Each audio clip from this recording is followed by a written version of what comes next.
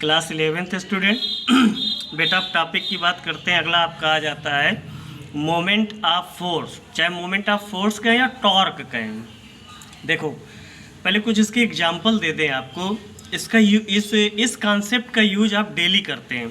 जैसे आप अपने घर में दरवाजे की कुंडी जो है उसको पकड़ के खींचते हैं, बंद करते हैं या खोलते हैं। तो कर क्या रहे होते हैं, जब भी आप उसको खींच रहे होते हैं तो उस पॉइंट पे आप एक फोर्स लगा रहे होते हैं।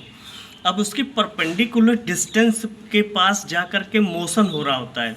जहाँ कब्जे लगे होते हैं दरवाज़ा, वहाँ से आपका क्या कर रहा है, टर्न हो रहा होता है। तो ये आपका जो आ जाता है टॉपिक, वहीं पर इसको कहते हैं टॉर्क। टॉर्क में कहीं पर भी मोशन हो गया, टॉर्क जनरेट हो गया। उसी को हम यूज करेंगे मोमेंट ऑफ फोर्स से। दूसरा एग्जांपल आप कर लेते हैं हैंड पाइप का। आपके सबके घर में हैंड पाइप है। तो देखिएगा कि जैसे ही हैंड पाइप को आप क्या करते हैं, अपने हाथ से पकड़ के उसको रोटेट घुमाते हैं, अप डाउन करते हैं, पानी निकलता है। तो आप फोर्स जो हैंड पाइप पे अप्लाई कर रहे होते हैं वो फोर्स हो गया, और परपेंडिकुलर डिस्टेंस वो हैंड पाइप हो गई। और जहाँ पे रोटेशन हो रहा है तो वो कब्जे पे रोटेशन हो गया। ऐसे फैन आपका चल रहा है। ऐसे बहुत सारी चीज़ें जो है किसी एक एक्सेस पे रोटेशन करती हैं। तो ये चीज़ें आपको अपनी जनरल लाइफ में देख सकते हैं। तो इस पहले फिगर को देख लो।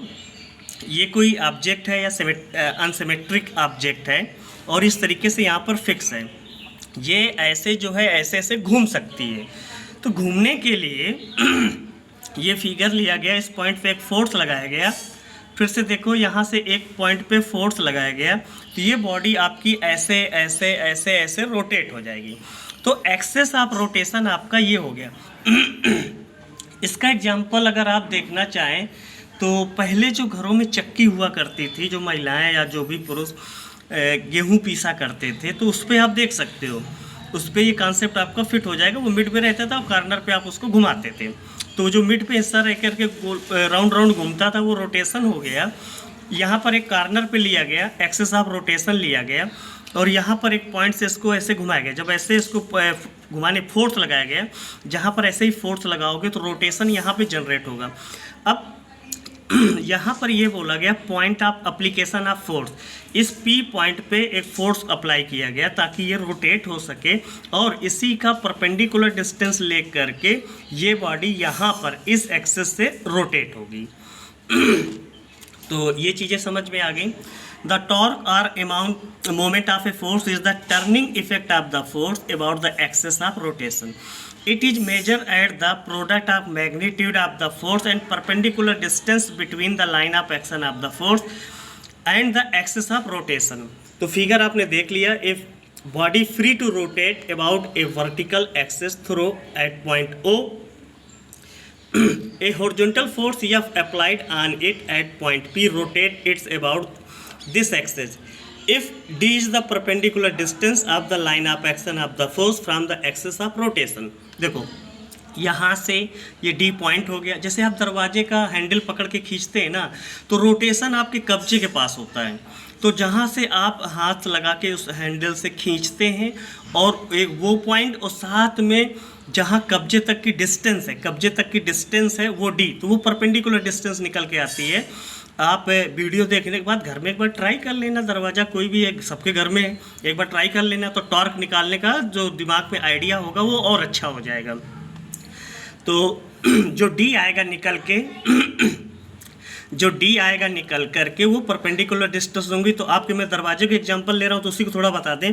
ये कब्जा लगा हुआ है आपके दरवाजे में, और यहाँ पर आपका हैंडल है जहाँ से आप पकड़ के उसको ऐसे खींचते हैं, तो वो एक इस एक्सेस पे रोटेट करता है।